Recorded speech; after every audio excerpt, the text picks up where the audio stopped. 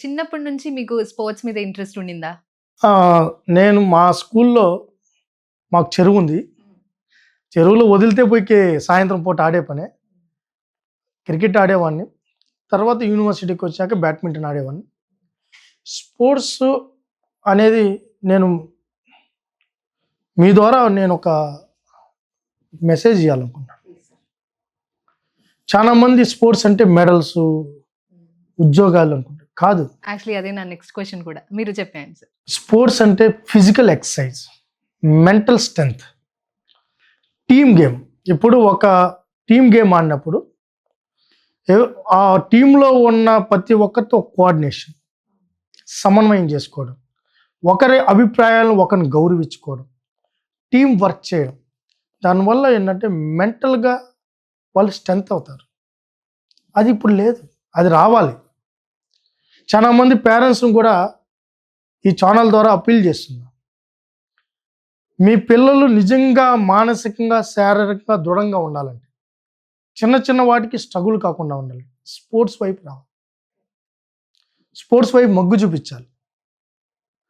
At a time మీరు ఒక్కసారి చూడండి, మన అరికాలు, నేను పల్లెటూరు నుంచి వచ్చా, ఒక రైతు కుటుంబం నుంచి వచ్చా. నా అరికాలు చూసినప్పుడు ఏమవుతుందంటే నేను నేలలో నడిచా, ఆడా. ఇప్పుడున్న పిల్లల అరికాలు చూడండి, ఫ్లాట్గా ఉంటుంది. దానివల్ల 30-35 సంవత్సరాలకి మోకాలు నొప్పులు స్టార్ట్ అవుతాయి.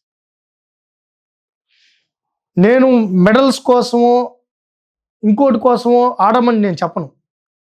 మీ బిడ్డలు 80 సంవత్సరాలు బతకాలంటే స్పోర్ట్స్లో ఆడాలి.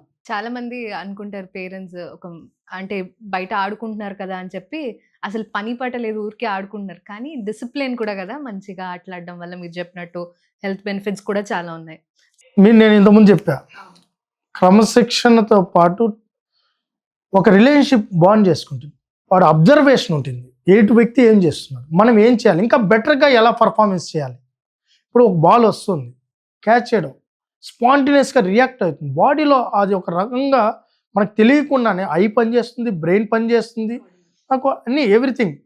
రెండోది ఏంటంటే ఈరోజు ఎండలో ఆడడం వల్ల డి విటమిన్ వస్తుంది, మెంటల్గా స్ట్రాంగ్ ఉంటుంది. ఈరోజు మనం చూసే ఉంటారు, 10వ తరగతిలో మార్క్స్ తగ్గాయనో, తల్లిదండ్రులు ఫోన్ ఇవ్వలేదనో, లేకపోతే ఎవరో ఏదన్నా అన్నారనో, ఫ్రెండ్స్ ఏదన్నా అన్నారనో, పేరెంట్స్ ఏదన్నా అన్నారు, చిన్న చిన్న వాటికి ఆత్మహత్యలు చేసుకునే పరిస్థితి ఇప్పుడు ఈ సమాజంలో. దాని నుంచి బయట రావాలి, బయట పడాలి, స్ట్రాంగ్గా ఉండాలి, దేనైనా ఎదుర్కోవాలి, ఎదుర్కొనే శక్తి రావాలి, పోటీ పడాలి, ఈ ప్రపంచంతో పోటీ పడాలి, గెలుపోటములను తట్టుకోవాలి.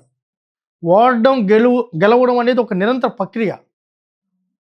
గెలుపు నుంచే ఓటమి అవ్వచ్చు, ఓటమి నుంచి గెలుపు అవ్వచ్చు, దేన్నైనా. కానీ ఈ మ్యాచ్ అయిపోయింది, నెక్స్ట్ మ్యాచ్లో మనం ప్రూవ్ చేసుకుందాం.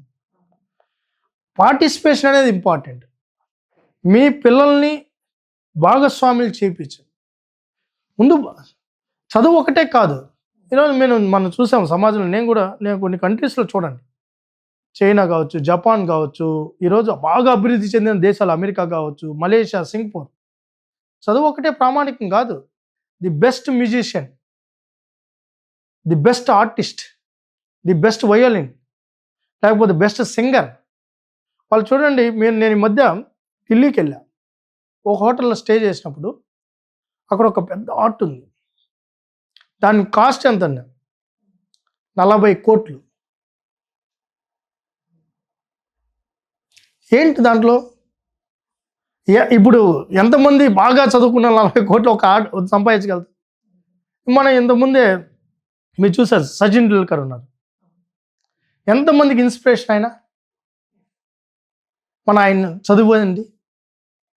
ఈరోజు సైంటిస్టులు అని చెప్పుకుంటున్నాం మనం. చాలామంది బల్బులు కనిపెట్టిన వాళ్ళు కానీ నుంచి టెలిఫోన్ కనిపెట్టిన వాళ్ళంతా ఏం చదువుకున్నారు? అంటే చదువు తక్కువ అని నేను కాదు, వాళ్ళు ఎంచుకున్న రంగంలో ఏదైతే నిష్ణాతులుగా మారాలని నేను చెప్తున్న మాట.